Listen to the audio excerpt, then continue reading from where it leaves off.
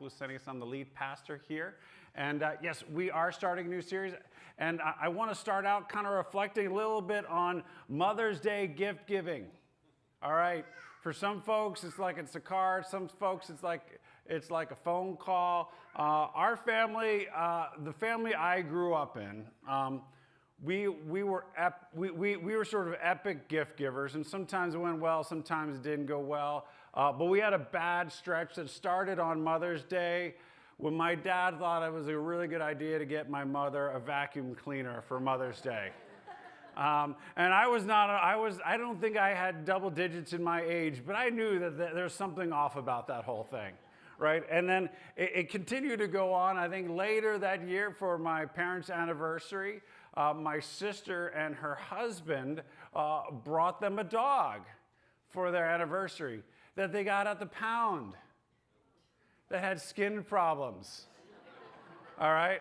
And we loved that dog. It was a great dog. It was a really good dog. It was named Amstel, or it was a beer that my dad sold. Yes, my dog was named after beer. All right, this is the family I grew up in, okay? Well, my dog that was named after beer had skin issues, and they didn't have cones to torture those dogs back then. And so it looked like some sort of like furry, kind of half furry rat half the time. And Amstel went for a good run until my dad did what he did with some other dogs, where he went and donated him to a farm. Eventually I understood that was the dog actually purchasing the farm, but hey, it was just a metaphor at the time. Amstel went away. We didn't always do well in gift giving. I think the sentiment was like, I just think she would like this. I just think, or I just feel like this would be a good idea. Isn't always the best idea, particularly if you don't know what really matters, right? So now all of these attempts were expressions of love, slightly misguided. Well, we are starting a series today called Love Steps Up, and it's in the context of our entire year. The theme for our year is courage. Our world's been through some tough times and some challenges, and there's some messes left behind in our own hearts, in our own lives, in our world, and we want to be the kind of people that face our fears and step into them. We want to be the kind of people that recognizes there are things that make us anxious, but not be paralyzed by them. We want to be the kind of people who can step into challenging situations and be a part of the solution. And that is going to require courage. And so we looked at the life of Moses and how courage played out in all sorts of ways. And our last series, we talked about rest. Because for a lot of us, the very thing that may keep us from the clarity of stepping into courage is just how tired we are and the busyness that continues to haunt us. And I'm sure that our 5-week sermon series fixed everybody, and everybody's well rested and not busy anymore, right? It's a journey, and we're going to continue to learn it. But here's what I have found, and I think this is true, and we'll find it to be true, is that when the clarity comes after we're able to deal with the busyness, when the clarity comes after we're able to get a little bit of rest, the calling that God has for us will always include love. Just about anywhere you go in the New Testament, when God starts pointing his people in a particular direction, that direction includes living a life of love, expressing a life of love, stepping up in love, right? Now, I told you about the time when I grew up. I grew up in a time before they put cones around dogs' heads, right? Back in the 80s, our understanding of love was kind of dubious. And everything we learned about love was learned on MTV. If you don't know what MTV, it's like all your social media all in one television station, right? All in one place, right? And so us Gen Xers, we wrote this song that literally says, "What is love?" don't hurt me. All right, so we didn't have a very good answer then, and partly because we had songs that talked about the name of love, right? Some of those songs were like U2 singing about Martin Luther King, and Jesus and other martyrs, expressing their pride in the name of love, right? Other songs in the name of love were like by Def Leppard, where they say, in the name of love, pour some sugar on me, right? So we didn't have a great understanding, and we didn't have a lot to work with when it comes to love. And in many ways, the idea of love has been so fractured and fragmented because we've in so many ways lost a common storyline. So what are we talking about when it comes to love? Well, we're going to read probably the book of the New Testament that drives the theme of love more than any other. And it's a letter from St. John the Evangelist. John was one of Jesus' disciples. He was very likely the youngest of all the disciples, scholars say. He was probably a teenager, and he was the guy hanging around. And he's the one who lived the longest. Just tradition tells us that 11 of the 12 apostles died a martyr's death, but John continued to live a long time, eventually being exiled to the island of Patmos. Well, he's writing a letter to multiple churches, probably in what we know as the area of Turkey. He's addressing a couple issues I'll share in a moment. It's probably around 80, 85, right? And so 85, maybe 80 AD, 95. And so John is old at this point. He's lived a long time. And one very, very specific issue has emerged in the life of the church. And so what I want to do is I want to introduce the series, introduce the book of 1 John. It's a letter from John to these churches. And it's going to be really simple. What was the problem? And what is his solution? All right? The first half of the message is going to feel a little bit different than the second half. Just giving you a heads up. So reading the first 4 verses, sort of the introduction to the letter. That which was from the beginning, which we have heard, which we have seen with our eyes, which we have looked at and our hands have touched. This we proclaim concerning the word of life. The life appeared. We have seen it and testified to it. And we proclaim to you the eternal life which was with the Father and has appeared to us. We proclaim to you what we have seen and heard, so that you also may have fellowship with us. And our fellowship is with the Father and with his Son, Jesus Christ. We write this to make our joy complete. 3 times in this passage, John uses the phrase, we proclaim. He's speaking of a specific message, in particular, that addresses all people, but this letter is going to address one particular problem that began emerging in the early church. So what was the question that he was trying to address? He's trying to address the problem that emerged in those early days of what is known as Gnosticism. All right, so if you are an agnostic, or if you know an agnostic, what they say is they don't know if there is a God, right? You put a in front of a word, it's like, I don't know. So a Gnostic is someone who knows, or Gnosticism is knowledge, right? And so an agnostic would say, well, I don't know. I don't have the knowledge of whether God is real. And which sounds really, really good, right? Because who wants to ever argue with knowledge? But what they would say is that true spirituality is found in knowledge. And it's not really the problem. Knowledge isn't really the problem. The problem with Gnosticism is what they don't worry about whether they know or not. Their failure is what they say they don't need to know. The Gnostics would say something like, well, it doesn't really matter if Jesus lived or died. What really matters is if you're kind, or if you have a mystical experience of knowledge. And so what they would do is they would give different bits of information to people and create mystical experiences where people will feel really like, wow, like they learned something. And sometimes it might be mystical and deeply emotional. Sometimes it might be intellectual. But it's not rooted in like a bigger story. Because they're like, well, God isn't really knowable, but like there's all sorts of wisdom that we can grab from all sorts of places, and we're going to give you those wisdom things. You're going to get this word of knowledge. It's going to be like, whoa, that was really, really deep. And yeah, that's Gnosticism. And yeah, we'll connect it to Jesus, to whoever he was, right? And so what they began doing in Gnosticism is detaching spirituality from any sort of storyline. What they were offering, though, wasn't actually knowledge. I think what they were offering was information. It's important to know the difference between information and knowledge.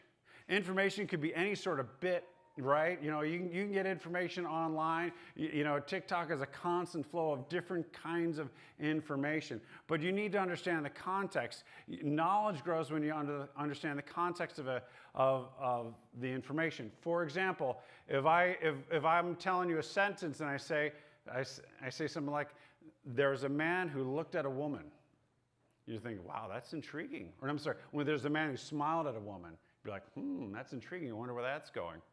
And then the next part of the sentence says, "who was a 14-year-old girl." And you're like, "That's creepy," right? Right? Because a little more context, like, "Oh, that's gross," right? But then the next part of the sentence goes, "who just so happened to be his daughter." And you're like, "Okay, I feel better now." "Who was having a bad day." And you're like, "Oh, what a good dad." Right? Different layers of information gave you actually true knowledge of it. When you take information outside of its context, you don't actually have knowledge. In fact, you can get in a situation where people will take that information and they will manipulate you with that information. If you have information without a bigger context, you may have knowledge or you might not have knowledge, right? Yes, our family needed a vacuum cleaner. Yes, my mom did care that our family lived in a cleanish house, right? Those two things were patently true, right? Did she want to associate the cleaning of her house with the appreciation she wanted to feel on Mother's Day? I'm not so sure that that was true, right? You had bits of information coming together, but did not actually produce the kind of knowledge that would have made my mom feel loved and supported as a mom. I say all this because we are living in a day of postmodernity. And postmodernity, combined with its sort of organizational principles in our world, secularism, continues to hunt down any form of restraint or any meta-narrative, right? Anybody that tells you the story of how things are comes with a sense of suspicion. Any sort of master storyline is suspicious. Any sort of institution that's rooted into a master storyline is viewed with suspicion. Why? Because you might feel controlled, you might feel manipulated by that, or you might not agree with that storyline. But what you end up with is a lot of people making their own meta-narratives based upon bits of information, right? There's that commercial of that woman where she's sitting in front of a lake. She says, "Here I am in front of this beautiful lake. I'm manifesting abundance. I'm practicing gratitude." And she's just kind of throwing kind of words out there that kind of feel good, right? But like, she's not a god. She can't manifest anything. Power positive thinking can help your life, but can somebody manifest something? Well, sure, if you think so, but is there any sort of root in that, or is it just like a feel-good idea, like that Gnosticism offered? A bunch of feel-good ideas. The issues that John was speaking to is very close to the issues that we feel today. Disembodied information is not knowledge. It can give you a zap like, "Wow, that was deep," or "that was interesting," or like, "Oh, I got some insight on something." But when it's outside of a context, the postmodern writers, Derrida All of them would say knowledge without context, it's a power. It's a will to power that can shape your life. When you take things out of context, this is how it shapes your life. You have things like ideology, right? It's information to believe and to belong in something. And when you have that ideology, you reject any information that might say my ideology is wrong. At least I can feel secure in believing these things, whether they are true or not. I just want to, it feels good to believe in these things, and at least I have somebody to blame, right? I have somebody who's wrong. Ideology gives you the luxury of deciding which is good and evil without having to practice discernment. I don't have to work on the discernment because I got the ideology to tell me who the good and bad guys are. Pornography offers us intimacy without the vulnerability of a relationship. Sports media enables us to feel like we are a winner without the vulnerability of actually having to compete ourselves. Social media offers us the idea that we can be connected to people that we'd like to be connected to without the work of having to build a relationship. Gaming media, right? If you're a gamer, right? It makes you feel like I can be successful and I can have control over something without any real tangible risk. All right? Marshall McLuhan in the 60s famously said, "The medium is the message." Technology is an extension of ourselves. If I have a hammer here, if I'm holding a hammer, it literally extends the reach of my arm, right? Technology is an extension of ourselves. It not only extends the reach of my arm, but also it extends the power of my arm, right? Because I can bring much more power down with a hammer than I can with my fist, right? Right? This microphone is an extension of my voice, right?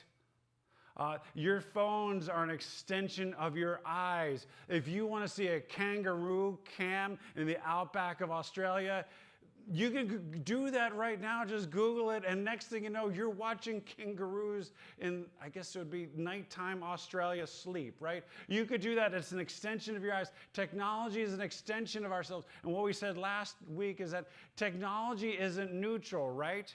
Because not every technology gets developed. The only technology that really gets funded to be developed is by somebody who will either make money out of it or make power out of it, right? It's either developed by military or it's developed by the economy, right? And so it's not necessarily neutral. Information that comes to you isn't necessarily neutral if you understand it outside the context. Disembodied information isn't necessarily true if you understand it outside of it.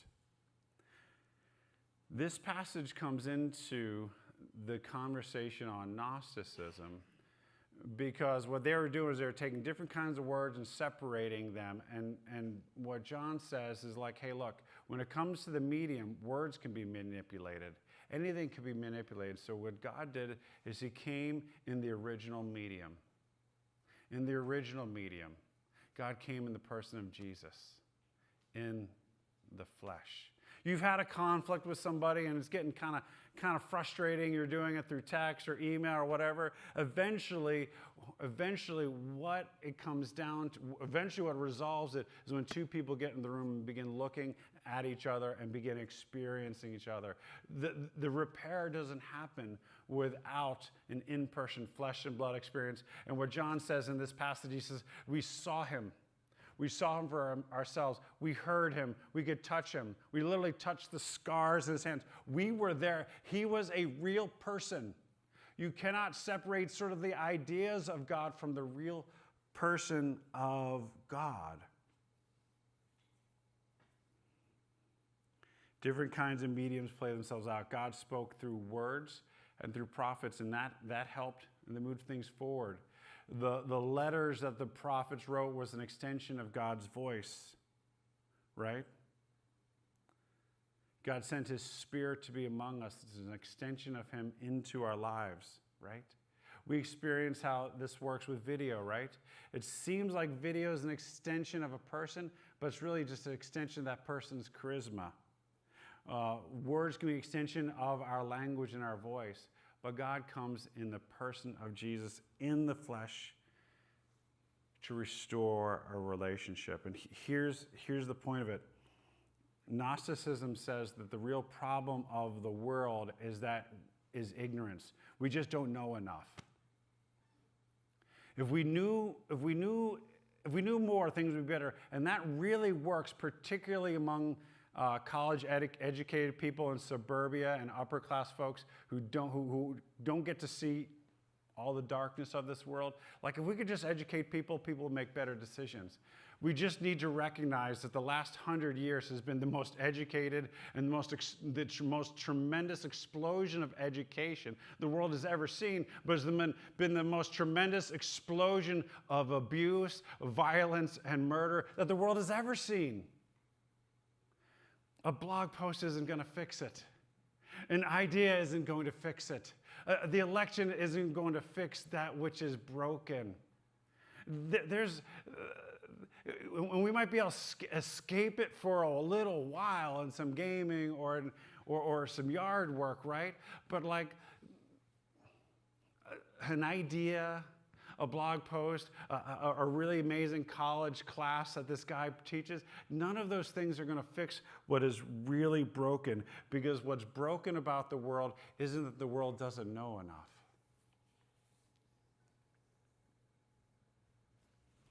And this points to John's answer to the problem. What's really wrong isn't that we don't know enough. What's broken about the world is human rebellion against God. At the center of the universe, at the center of the cosmos, is a broken relationship. It's a failure of relationship. It's a suffering, a separation. When you separate information from the context of a relationship, you have dudes going out to Sears to buy vacuums for their wives on Mother's Day, right? Maybe after church, your kid's gonna come up to you and say, "Look at what I draw. Look at what I drew." And you're gonna say, "Wow, you drew an amazing monster." And they're like, "No, Daddy, that's a picture of you." Who gets to say what's on the picture but the author? I've already admitted all sorts of 80s failures in my life, so I'll admit the fact that I saw Back to School, a movie with Rodney Dangerfield a long time ago. And it is the movie you think it is. It's a guy, Rodney Dangerfield, who is, in the movie, a bit of a dirtbag rich guy who goes back to college, right? As you can imagine where the movie's going, right? But there's this interesting part about the movie where the English professor says, "Hey, your assignment for this Friday is to write a response paper by this book by Kurt Vonnegut." I forget what the book is. Well, he's rich. And so what he did is he hired Kurt Vonnegut to write his response paper on the book, which is brilliant, right? Because who would have the most authoritative take on Kurt Vonnegut? Kurt Vonnegut, right? And of course, he got a B on the paper, right? As you can imagine, right? But who would have the most authoritative take on the world than God? And when we start making decisions about what life is like outside of that context, you get a difficult situation. Have you had the conversations like, "I know Jesus rose from the dead, but I just think that I believe in God, but I just feel like..." And when you get 7 billion people saying, "Sure, maybe there's a God, I just think that," you end up getting a kind of a messy world like we're living in, right? It didn't matter that my dad thought she might want a vacuum. She didn't want a vacuum. She just didn't. You can go up to Einstein and say, that theory of relativity and blah, blah, blah. I just feel like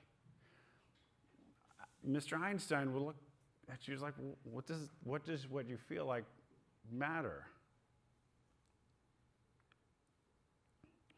The laws of Mother's Day don't bend based upon what the dude feels like.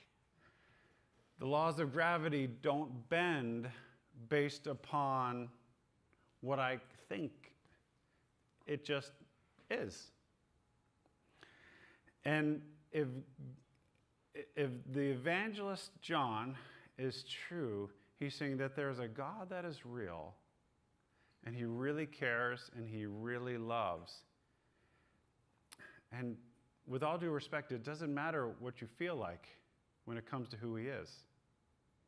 If I came to you and said, I know you say this about yourself, but I feel like you should be this way, you would feel offended.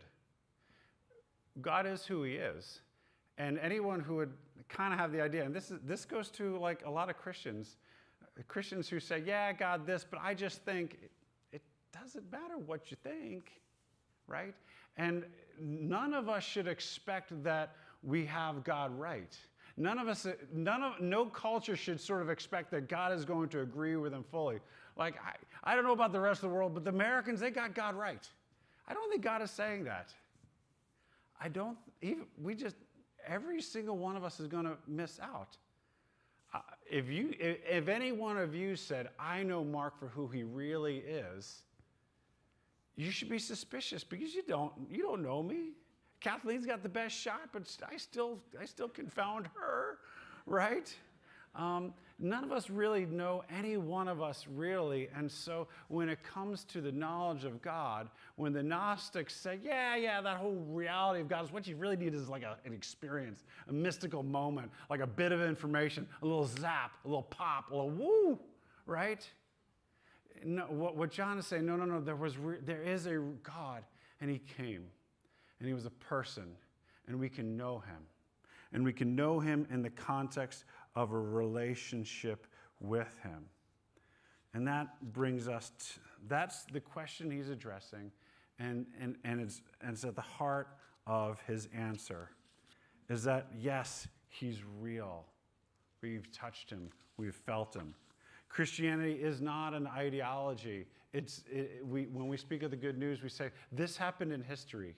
And because it happened in history, it has bearing on my life. And so I'm just trying to figure out how to respond to this very, very good news that God has redeemed me from my past and he's freed me for a life of the future, that he made me in his image. And because I've been made in his image, he's got a purpose for me, and I'm just trying to figure that out in the context of a relationship with him.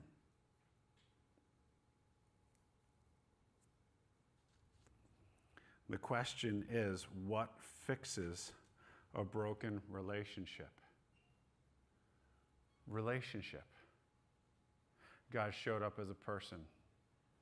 He addressed our sin, our shame, and everything that would make us feel distant from him on the cross. Said, look, I am going to bear every curse that this world has brought into this world. I'm going to bear that myself so that we can set that aside and we don't have to have your guilt and your shame gunking up our relationship. We can get back to the relationship that I intended for you. And once we get back to that relationship, we can get back to the purpose that I sent you for this world for. To live a life of love, to live a restorative life, to make this world beautiful as I intended it. When all the other mediums fail, God goes back to the original, flesh and blood, to restore a relationship. And I think this gives me tremendous hope for the church. This gives me tremendous hope for the church. The church is, all the statisticians say the church is going to go through hard times. Why? Because for whatever reason, there is a decline. But make no mistake, the generations that are coming up don't have the authority issues with the church that Gen X and boomers have, right? They don't even know about the church. And in a world of post-modernity that's kind of lost track of what humanity is, we have the opportunity to go back and find out, right? Because at the heart of what John was saying is that we forgot what it meant to be human. And what we get to do is we get to look at Jesus, because God says he was the full human. He was the full expression of what humanity is supposed to be. If we want to know what humanity is, we can look to the person of Jesus. And through the rest of the letter, it's going to play itself out into three themes. First one is this: satisfying joy.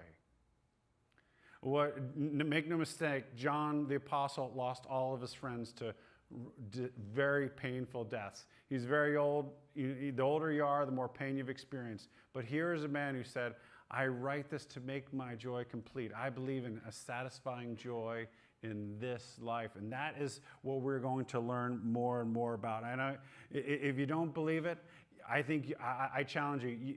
You do believe in satisfying joy. And what does it look like? It looks like relationship. It looks like being, he says, here's why I can be satisfied. Because what it means is that we can, if you can hear what I have to say about who Jesus is, that means we can have fellowship with one another. And not only can we have fellowship with one another, we can have fellowship with God the Father and the Holy Spirit and Jesus himself. We can have fellowship with God himself. We can have a community, we can have a relationship, and that in of itself is satisfying. Think about every satisfying movie ending you've ever watched, right? Rocky, right? He may have won, he may have lost, but he and Adrian are together at the end, right? Harry Potter, they're all together at the end. Every Star Wars movies, they're all standing there together at the end. The Avengers, right? They went and had shawarma together, right? They were there together at the end. Titanic, right? She dies and she has this vision of heaven where everybody is together. There's a fellowship in the end. There's no knowledge without a relationship. There's no understanding without that context. The relationship gets restored. You might have seen Band of Brothers, right? Men who suffered terribly as they lost limbs and they lost their brothers, right? But when they look back at their moments of World War II, they have a satisfying fellowship with their brothers. The word fellowship comes from the koinonia. It's from the word koinonia in Greek. That's often used for marriage. Not like the walking on the beach together marriage that we knew. The marriage that they knew back then was like, hey, we're working together to build a household. Koinonia is also known as a business partnership. Shoulder to shoulder, we are doing this. That's the kind of satisfying joy that John says we could have. It speaks to light and the freedom of light. And it speaks of love, the life-transforming love and the arrival of Jesus. And this, in some ways, is the lifelong challenge for every follower of Christ, to know and experience that love. That love for you is particular, and it is personal. Not all of us had perfect love from our mothers, but it was particular and it was personal. At some point in time, every single one of our mothers had to leave the hospital. Unless you're a miracle child born outside of the hospital, you can tell me that story later, right? But at some point in time, it was time for your mother to leave the hospital. They did not go up to the nursery and said, hey, doctor says time for me to go. I need you to give me a baby. They didn't say, I need you to give me a baby. They said, I need you to give me my baby. They didn't say, like, hey, that one's good enough. No. Your mother would not have considered, wouldn't have remotely considered ever leaving without her baby. Why? Because it's her baby. She loves that baby and will do anything she can for that baby. That is the kind of love that God has for you. It's particular. It's personal. Isaiah the prophet will say, can a mother forget the child nursing at her breast?